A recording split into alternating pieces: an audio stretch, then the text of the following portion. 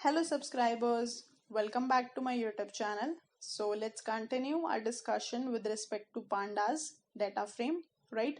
So first one is selection and indexing. So in this basically we'll learn how to select a particular data item from a data frame and how we can perform indexing. Okay, so in the next cell I've import all the required libraries. So next is I've defined a dictionary with the D variable which contains key value pairs, and first key is name with the ABCD values, and next key is marks with value 1 2 3 4. Okay, so next statement में मैंने एक variable लिया है df3 which is equal to pd.dataframe and in parenthesis the name of dictionary, right? So basically ये एक data frame create करेगा with dictionary items. So let's run this. तो यहाँ पे हमारे पास दो कॉलम्स आ गए हैं with name and marks and 4 rows with index 0 1 2 3 1 2 3, right? So next मैंने क्या किया है, यहाँ पे डॉट इंडेक्स यूज किया है which basically assign the index as into 2.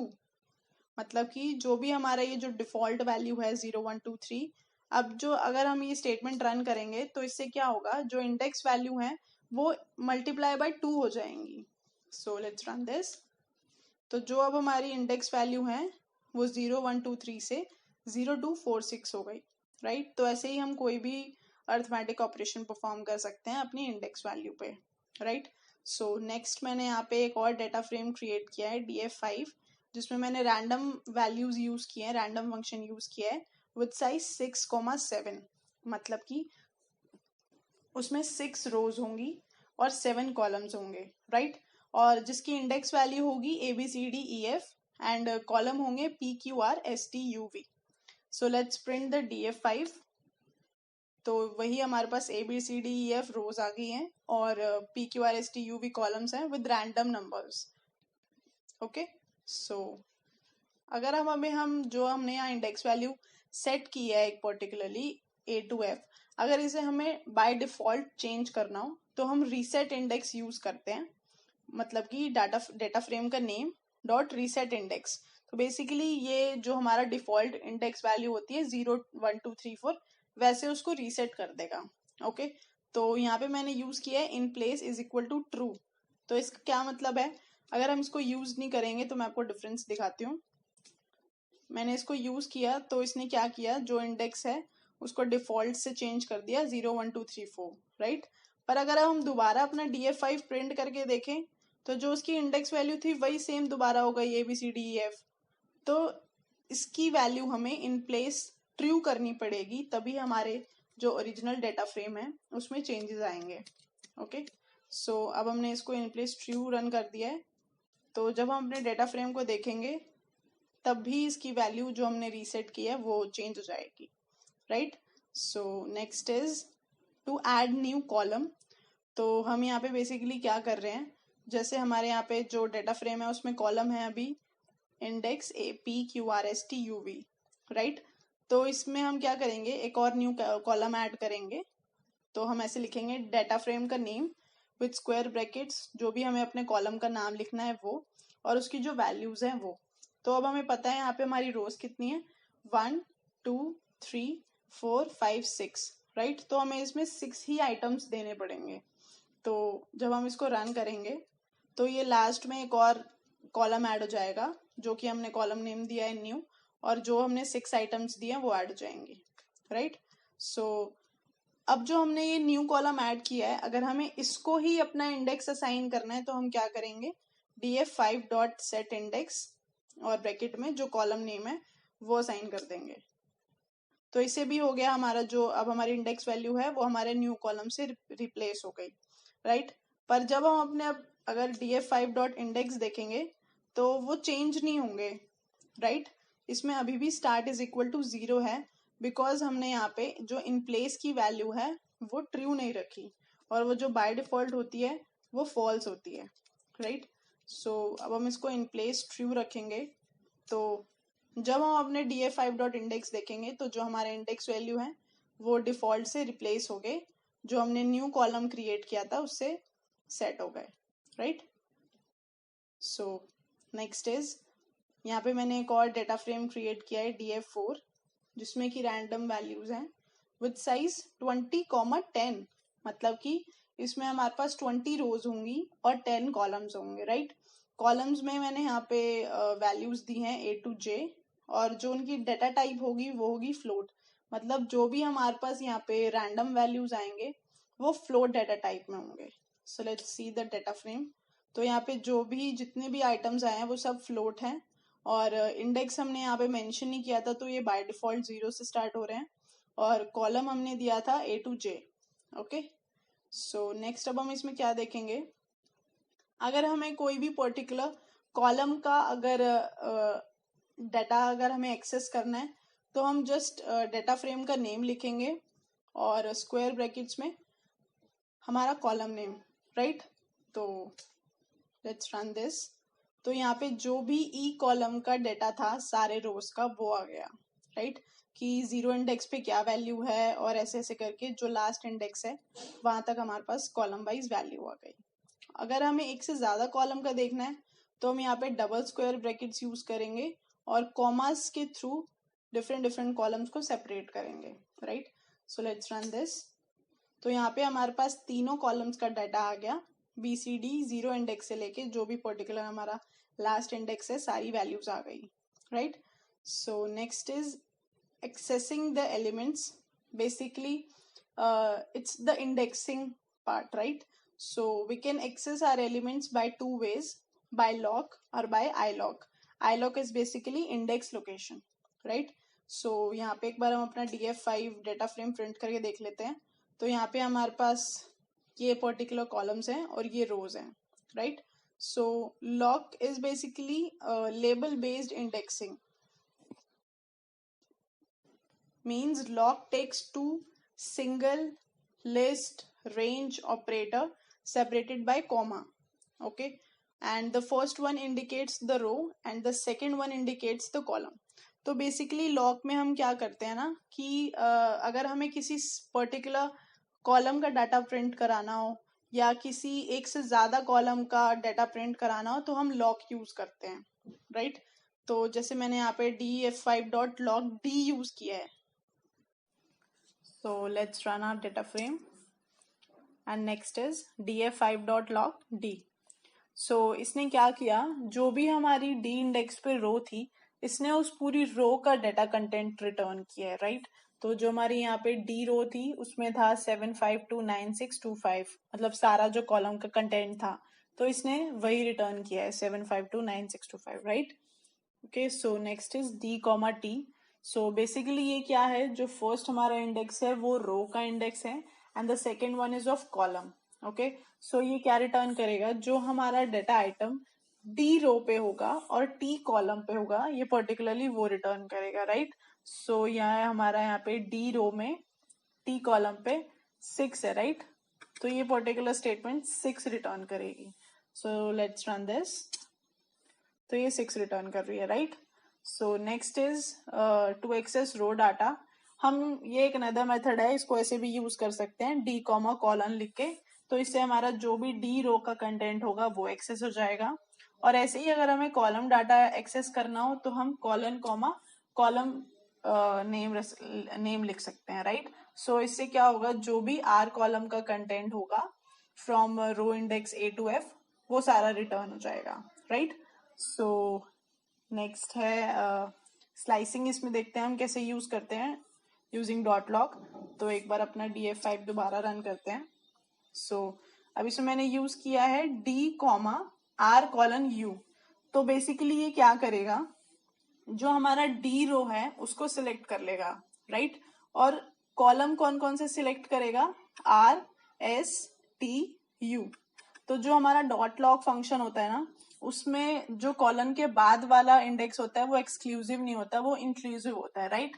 तो इसमें ये हमें RSTU जो भी हमने कॉलम नेम उसमें मेंशन किया है वो सब कंटेंट हमें रिटर्न करेगा, राइट।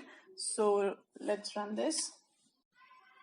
तो इसने सारी कॉलम का जो हमने मेंशन की थी RSTU सबका डाटा कंटेंट रिटर्न कर दिया, राइट। और हम इसको ऐसे भी यूज कर सकते थे डी कॉलन, और पर्टिकुलरली एक एक कॉलम का नाम लिख सकते थे जो भी हमें प्रिंट करानी हो RSTU पर अगर वो कॉन्टिन्यूस कॉलम्स हैं, जैसे ये सीरियल वाइज है लाइक RSTU, ये कॉन्टिन्यूसली है, तो हम वो कॉलम के थ्रू भी कर सकते हैं, right. So next is iloc. iloc is almost same as indexing, which we have done in numpy arrays, right? So इसमें iloc कॉलन कॉमा कॉलन वही सेम करेगा जो हमारा पूरा डेटा फ्रेम है उसको रिटर्न कर देगा, राइट। सो जो लॉक है उसमें हम बेसिकली क्या करते हैं, जो हमने पर्टिकुलर उसमें रो इंडेक्स और कॉलम इंडेक्स दिए हैं ना अल्फाबेट्स, जैसे इसमें हमने रो इंडेक्स ABCD दिए हुए हैं एंड जो उसके कॉलम इंडेक्स है वो PQRST दिए हुए हैं, राइट। तो जो डॉट लॉक फंक्शन है उसमें हम वही इंडेक्स नेम यूज करते हैं, राइट। और जो डॉट iloc है इसमें जो इंडेक्सिंग होती है वो on the basis of index होती है, तो इसमें हम अल्फाबेट्स नहीं देंगे। जो इसके बाय डिफॉल्ट इंडेक्स होते हैं, जैसे हमें पता है जो हमारी रो का इंडेक्स होता है वो जीरो से स्टार्ट होता है बाय डिफॉल्ट, तो iloc में हम वही ओरिजिनल वैल्यूज देते हैं, ओरिजिनल इंडेक्स देते हैं, राइट। सो फर्स्ट मैंने यहाँ पे यूज किया है df5.iloc1। सो बेसिकली iloc1 क्या करेगा, जो फर्स्ट रो का कंटेंट है वो रिटर्न करेगा। जैसे इसमें पता है ये 0 इंडेक्स वाली रो है, ये 1 इंडेक्स वाली रो है, राइट। तो ये जो बी रो का कंटेंट होगा ये वो रिटर्न कर देगा, राइट। सो मैंने यहाँ पे लिखा भी हुआ है comment, accessing index first row that is of B content, right. So next is 2,4। तो ये भी वही सेम है, अगर जो फर्स्ट इंडेक्स हम देते हैं वो रो का इंडेक्स होता है and the next index is of column, right. So इसने दिए रिटर्न किया है 0। तो एक बार देख लेते हैं 2,4 पे क्या आइटम है। तो ये रो है 0, 1, 2।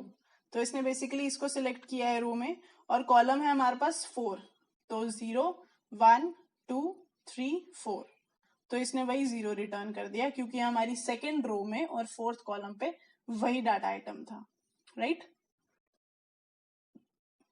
नेक्स्ट इसमें वही सेम स्लाइसिंग यूज करेंगे जैसे हमने numpy arrays में। तो एक बार दोबारा रन करके देख लेते हैं। तो यहाँ पे मैंने यूज किया हुआ है 1:3, 2:5। तो जो इसमें कॉलन के बाद वाला इंडेक्स होगा वो एक्सक्लूसिव होगा।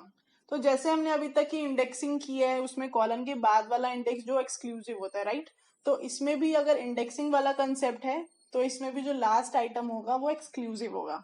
तो बेसिकली ये क्या करेगा, 1:3 का मतलब 1 एंड 2, सिर्फ B और C जो रोज हैं वही सिलेक्ट होंगी, राइट। और इसमें अब कॉलम्स कौन कौन से होंगे, वो होंगे 2,5। तो 2:5 मतलब 0, 1, 2। 2 से लेके 3 एंड 4। जो फिफ्थ कॉलम है वो सिलेक्ट नहीं होगा बिकॉज 5 इज एक्सक्लूसिव, राइट।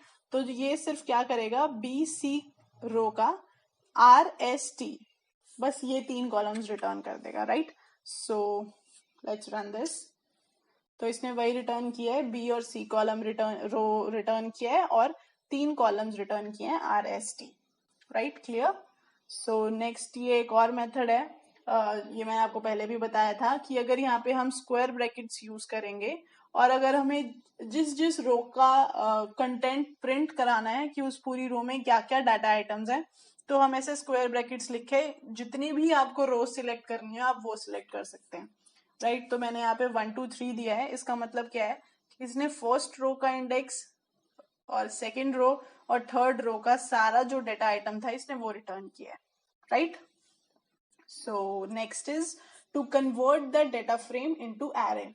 तो हम यहाँ पे क्या करेंगे, जो हमारा पूरा डेटा फ्रेम है उसकी हमने कॉलन कॉमा कॉलन से उसको एक्सेस किया, राइट। और अगर उसमें हम डॉट वैल्यूज फंक्शन यूज करेंगे तो जो हमारा डेटा फ्रेम का फॉर्मेट होगा वो एरे के फॉर्म में चेंज हो जाएगा, राइट। तो जो भी इस हमारे डेटा फ्रेम में जितना भी कंटेंट था डेटा फ्रेम के फॉर्मेट में 2 से लेके 8 तक, वो सारा का सारा एरे के फॉर्मेट में चेंज हो गया है, राइट। 2 से लेके 8 वही सारा डेटा है, बस वो एरे के फॉर्म में है, okay. So next is adding new columns. तो ये हम पहले भी देख चुके हैं कैसे करते हैं। तो यहाँ पे मैंने क्या किया है, लास्ट में कॉलम नेम लिया है W के नाम से, जिसमें रैंडम फंक्शन यूज किया है और उसका साइज लिया है 6, क्योंकि हमें पता है जो हमारा डेटा फ्रेम है उसमें 6 रोज हैं, right. So let's run this. और जब हम अपने डेटा फ्रेम को प्रिंट करेंगे तो उसमें लास्ट में एक और कॉलम ऐड हो जाएगा which is W। Okay, so next हम देखते हैं df5 डॉट सॉरी टोटल और dot sum axis is equal to 1। तो ये मैंने क्या किया है, इसमें जो हमारा ये डेटा फ्रेम है इसके लास्ट में एक और कॉलम ऐड किया है जिसका नाम है टोटल। ओके, और उसको क्या वैल्यूज असाइन किए हैं, df5 डॉट सम, उसमें सम ऐड होके आएगा और एक्सेस दिया है उसमें 1। एक्सेस 1 का मतलब हमें क्या होता है, पता है कि क्या होता है, कॉलम का एक्सेस, राइट। तो जो हमारा अब कॉलम ऐड होएगा तो उसमें ये जो एक पर्टिकुलर कॉलम है इसका सारा का सारा जो कंटेंट है वो प्लस होके उसमें असाइन हो जाएगा, राइट। ऐसे ही जो उसका सेकंड कॉलम का जो डेटा आइटम होगा वो क्या होगा, इस पर्टिकुलर कॉलम को ऐड करके आएगा, right. So let's run this. तो यहाँ पे इसने एक और लास्ट में टोटल नाम से एक कॉलम ऐड कर दिया है और जिसमें क्या असाइन हुई है, इस पर्टिकुलर कॉलम्स का सम, राइट। तो जो सी का सम है वो ये है, ऐसे ही जो पर्टिकुलर कॉलम्स का जो सम है वो हमारे टोटल कॉलम में एक्सेस हो गया है, right. So next is dropping columns. तो यहाँ पे बेसिकली हम डॉट ड्रॉप फंक्शन यूज करते हैं। तो अगर हमें लास्ट का कॉलम या कोई भी कॉलम अगर हमें ड्रॉप करना है तो जस्ट सिंपली हमें उसका नाम लिखना है और उसका एक्सेस लिखना है, और कॉलम के लिए हमें पता है कि हम एक्सेस इक्वल टू 1 यूज करते हैं। तो लेट्स रन दिस। तो इसने क्या किया, जो लास्ट का जो टोटल कॉलम था वो इसने ड्रॉप कर दिया, राइट। सो अगर अब हमें एक से ज्यादा कॉलम भी ड्रॉप करना है तो हम सिंपली कॉमा डाल के यूज कर सकते हैं। तो इसने जो सी कॉलम था वो भी डिलीट कर दिया, आर के बाद एस था हमारे पास वो भी डिलीट हो गया, लास्ट में जो टोटल था वो भी, राइट। पर जब हम अपने df5 को दोबारा रन करेंगे तो इसमें वही दोबारा एस और टोटल दोबारा प्रेजेंट है, राइट। वो क्यों प्रेजेंट है, क्योंकि हमने जो इन प्लेस की वैल्यू है वो वो फॉल्स ही रखी थी, वो हमने ट्रू चेंज नहीं की थी, राइट। और हमें पता है कि बाय डिफॉल्ट वो फॉल्स होती है, तो जो हमारा ओरिजिनल डेटा फ्रेम है उसमें कोई चेंज नहीं आएगा, राइट। सो मैंने यहाँ पे नेक्स्ट सेल में लिखा है total axis is equal to 1 और इन प्लेस मैंने यहाँ ट्रू किया है। तो जब हम इसको रन करेंगे और जब हम अपने ओरिजिनल डेटा फ्रेम को देखेंगे तो इसमें से जो लास्ट का टोटल कॉलम था वो डिलीट हो गया है, राइट। तो जब भी हमें ड्रॉप फंक्शन यूज करना हो, ये चीज ध्यान रखना कि अगर आपको उसको ओरिजिनल डेटा फ्रेम में चेंज कराना है तो आपको इन प्लेस की वैल्यू ट्रू चेंज करनी पड़ेगी, right. So next is dropping rows. Dropping rows भी वही सेम है, डॉट ड्रॉप फंक्शन का यूज करेंगे और जो भी हमें रो का नेम लिखना हो हम सिंपली वो लिखेंगे, राइट। तो यहाँ पे ABC था तो इसने जो B कॉलम रो है वो डिलीट कर दिया है, और ये भी जो हमारा ओरिजिनल डेटा फ्रेम है उसमें से डिलीट नहीं हुआ है क्योंकि मैंने यहाँ पे इन प्लेस की वैल्यू चेंज नहीं की है। तो जब भी अगर हम अपने डेटा फ्रेम को दोबारा रन करेंगे तो जो वो B रो है वो दोबारा ही उसमें प्रेजेंट होंगी, राइट। सो आई होप आपको इन प्लेस का बेसिकली यूज समझ आ गया होगा कि हम इन प्लेस क्यों यूज करते हैं। सो next is conditional statements selections. तो एक बार और अपने डेटा फ्रेम को रन करके देख लेते हैं जिसमें हम ये सारी स्टेटमेंट्स परफॉर्म करेंगे। So first is condition on a particular item और नंबर। तो मैंने यहाँ पे यूज किया है लॉजिकल ऑपरेटर ग्रेटर देन। तो यहाँ पे मैंने यूज किया है df5 जो कि हमारा डेटा फ्रेम का नेम है इज ग्रेटर देन 4। तो बेसिकली ये क्या रिटर्न करेगा, जितने भी हमारे डेटा फ्रेम में आइटम्स हैं, ये जितना भी हमारा कंटेंट है जो भी ग्रेटर देन 4 होगा, मतलब कि जो हमारी कंडीशन को सेटिस्फाई करेगा उसकी जगह आ जाएगा ट्रू, राइट। तो ये बेसिकली क्या करेगा, हमें एक बुलियन आउटपुट रिटर्न करता है, राइट। तो जो भी हमारी कंडीशन को सेटिस्फाई करेगा वहां ट्रू आ जाएगा, अदरवाइज फॉल्स। तो जैसे यहाँ पे टू है फर्स्ट, तो ये फॉल्स रिटर्न करेगा क्योंकि ये ग्रेटर देन 4 नहीं है। जो 0 है वो भी फॉल्स आएगा, 8 है वो ट्रू आएगा, 5 भी ट्रू आएगा, 8 भी true, 9 true, 6 true, 16 true, right. ऐसे ही जो भी हमारा पूरा डेटा फ्रेम है ये उसको चेक करेगा, जो भी पर्टिकुलर कंडीशन सेटिस्फाई होती है तो ट्रू, नहीं तो फॉल्स। सो इसने वही रिटर्न किया है जो फॉल्स थे हमने स्टार्टिंग में देखे थे और लास्ट के सारे ट्रू, राइट। और अगर इसको अब हमें एरे फॉर्मेट में करना हो तो हम यहाँ पे स्क्वायर ब्रैकेट्स लगा देते हैं स्टार्टिंग और एंडिंग में। तो यहाँ पे हमारे पास ये एरे फॉर्मेट में आ गया विद बुलियन वैल्यूज। सो अगर हमें इसको आइटम्स अगर रिटर्न करानी हो तो हम बाहर लिखते हैं अपना दोबारा डेटा फ्रेम का नेम, और जो स्क्वायर ब्रैकेट्स में जो हमारी पर्टिकुलर कंडीशन है हम उसको लिखते हैं। तो ये क्या करेगा, जहां जहां हमारे पास वैल्यू ट्रू थी, बुलियन वैल्यू ट्रू थी, तो ये वहां पे वो आइटम रिटर्न कर देगा, राइट। और जहां पे जो हमारी कंडीशन फॉल्स हुई थी वहां पे ये नैन वैल्यू रिटर्न करेगा, नॉट अ नंबर, राइट। तो जहां पे हमारा ट्रू था वहां पे हमारा वो पर्टिकुलर आइटम रिटर्न हो जाएगा, और जहां पे हमारा फॉल्स था कंडीशन वहां पे ये नैन वैल्यू रिटर्न करेगा। Okay, so false basically changes to NaN. So next is condition on a column. तो यहाँ पे मैंने क्या किया है, एक बार df5p रन करके देख लेते हैं। तो जो हमारा p कॉलम है उसमें ये पर्टिकुलर कॉलम का कंटेंट, रो का कंटेंट है A2B6, राइट। तो मैंने यहाँ पे एक पर्टिकुलर कॉलम पे कंडीशन रन की है >5। तो ये जो जो कंडीशन फॉल्स है वहां उसकी जगह फॉल्स दे देगा, और जो सेटिस्फाई कर रहा है तो यहाँ पे वो ट्रू दे देगा। ऐसे ही सेम अगर हमें इसमें अपना आइटम देखना हो तो हम बाहर अपना डेटा फ्रेम का नेम लिखेंगे और अंदर अपनी जो कंडीशन है वो लिखेंगे, राइट। तो इसने ट्रू ये दे रहा है बी रो पे और डी रो पे, राइट। तो ये जो पूरी बी और डी का जो रो है वो पूरा का पूरा प्रिंट हो जाएगा। ओके, और अगर हमें सिर्फ अपनी पी रो का ही कंटेंट देखना है, बाकी किसी भी कॉलम का कंटेंट नहीं देखना, तो हम यहाँ पे दोबारा स्क्वायर ब्रैकेट्स में पी लिखेंगे। तो ये क्या करेगा, जो सिर्फ पी कॉलम का कंटेंट है विद वैल्यूज बी और डी जिसपे हमारी ट्रू थी कंडीशन, ये वो रिटर्न कर देगा। अगर आपको सारे कॉलम्स का कंटेंट देखना है तो आप सिंपली ऐसे रन कर सकते हो। तो ये जो बी डी रो का जो सारा कंटेंट है ये वो रिटर्न कर देगा, राइट। सो अब नेक्स्ट हम यूज करेंगे एंड और। तो डाटा फ्रेम में हमारा जो वैल्यूज है वो ये सब है। तो मैंने यहाँ पे यूज किया है, कंडीशन ली है p > 4 एंड s > 4। तो बेसिकली हमें पता है जो हमारी एंड कंडीशन होती है वो कैसे रन करती है। अगर हमारी लेफ्ट हैंड साइड वाली कंडीशन और राइट हैंड साइड वाली कंडीशन दोनों ट्रू हैं तभी वो वैल्यू रिटर्न करती है, राइट, तभी वो वैल्यू रिटर्न करेगी। सो अगर हम यहाँ देखें तो p > 4 में हमारे पास एक वैल्यू आनी चाहिए 6, देन 7। तो हमारे पास यही दो वैल्यूज आने चाहिए 6 एंड 7, राइट। तो इसके पर्टिकुलर s में क्या वैल्यूज हैं 9, तो ये सिलेक्ट हो जाएगा, और 7 में क्या है 9।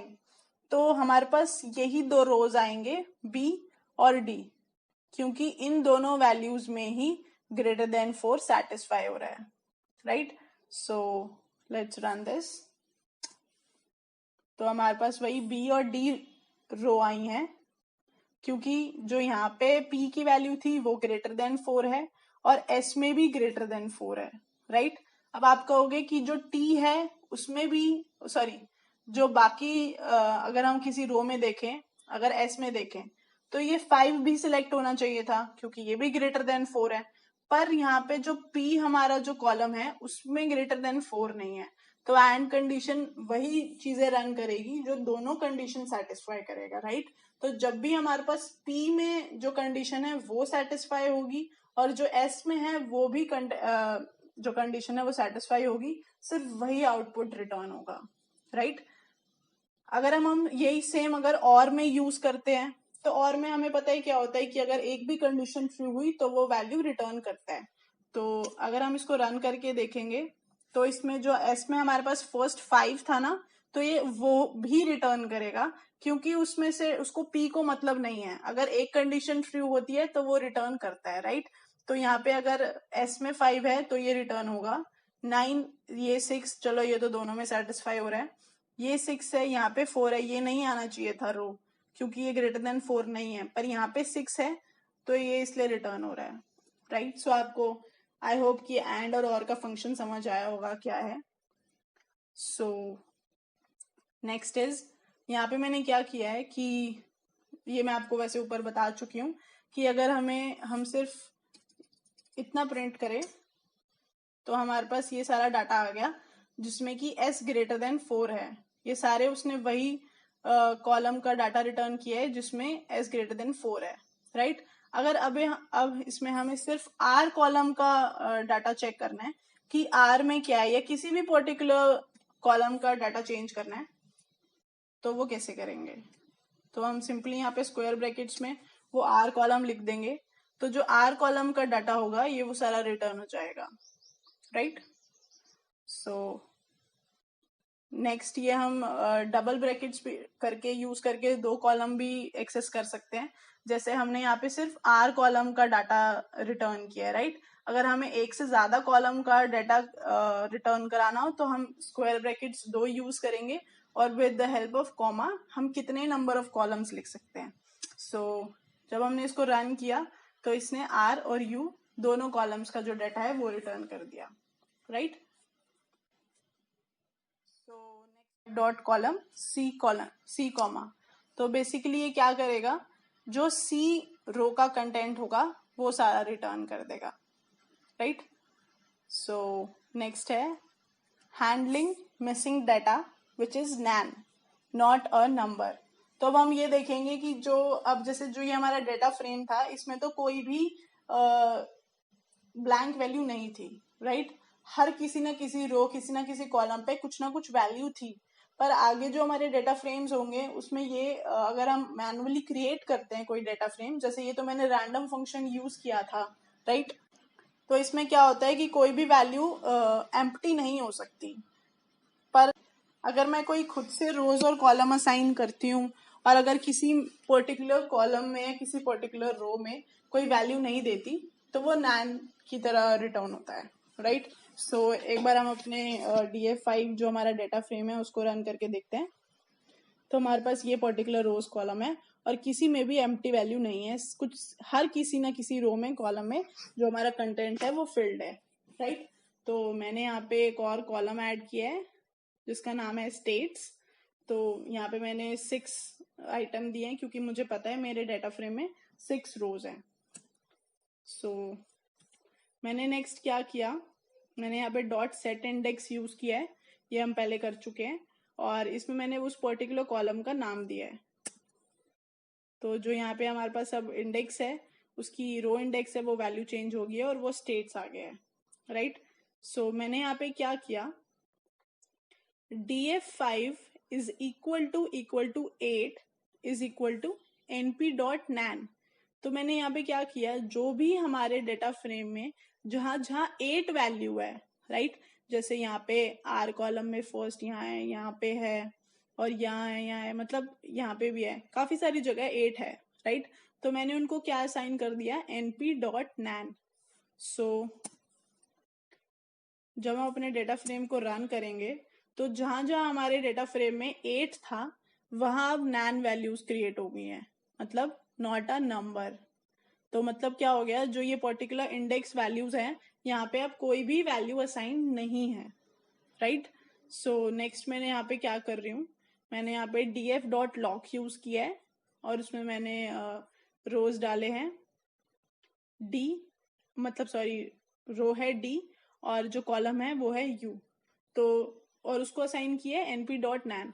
तो d ये रहा और u, तो जो 2 है उसकी जगह हमारे पास np.nan मतलब nan वैल्यू आ जाएगा। तो ये d और u यहाँ पे भी nan वैल्यू आ गया, राइट। तो हम डॉट लॉक फंक्शन यूज करके भी कर सकते हैं, या कोई पर्टिकुलर अगर हमें आइटम की जगह अगर रिप्लेस करना हो तो हम उसको ऐसे रन कर सकते हैं, राइट। सो नेक्स्ट इज,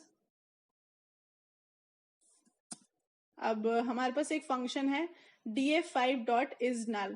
तो बेसिकली ये क्या करेगा, अगर हमारा कोई डेटा फ्रेम है उसमें हमें नहीं पता कि हमारी कितनी नल वैल्यूज हैं या कितनी नहीं है, तो अगर हम इस फंक्शन को रन करेंगे df5.isNull तो ये एक बुलियन वैल्यू रिटर्न करेगा, बुलियन आउटपुट रिटर्न करेगा, जिसमें जहां जहां हमारी जो मिसिंग वैल्यूज होंगी वहां पे ये ट्रू रिटर्न करेगा, राइट। सो अब हमें पता है कि हमारा जो ये R कॉलम है इसमें फर्स्ट इंडेक्स पे है और T पे है, right. So let's run this. तो इसने आर कॉलम पे और टी पे ट्रू रिटर्न किया है। तो जहां भी हमारी नैन वैल्यू होगी ये उसकी जगह उसको ट्रू रिटर्न कर देगा, राइट। इज नल का मतलब नेम ही स्पेसिफाई कर रहा है, इज नल कि नल है या नहीं, तो जहां पे नल होगा वो ट्रू रिटर्न करेगा। सो नेक्स्ट मैंने यूज किया है इज नल डॉट सम। तो बेसिकली ये क्या करेगा, हमें हर कॉलम का काउंट रिटर्न कर देगा कि किस पर्टिकुलर जगह पे हमारा जो नल है वो नैन वैल्यू है। तो यहाँ पे इसने मेरे को पी कॉलम में रिटर्न किया है 0, मतलब कि इस पर्टिकुलर कॉलम में कोई भी वैल्यू नैन नहीं है। क्यू भी 0, आर में एक वैल्यू है जिसमें नॉट अ नंबर है, टी में 2, यू में 1 और वी में भी 2। तो अगर हम इसका जैसे अब यहाँ पे तो हमारे पास रो जो कॉलम्स हैं वो बहुत कम है, तो हम इसका मैनुअली भी सम कर सकते हैं, राइट। जैसे 1 + 2 + 1 + 2, तो ये हो गया 6। तो हमारे पास टोटल 6 नैन वैल्यूज हैं, राइट।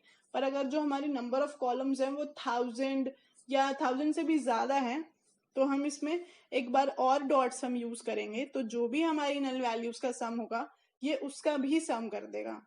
तो यहाँ पे हमारे पास एग्जैक्ट नंबर आ जाएगा कि हमारी कितनी इंडेक्स वैल्यू ऐसी हैं जहां पे हमारा नॉट अ नंबर है, मतलब कि एम्प्टी स्पेस है, राइट।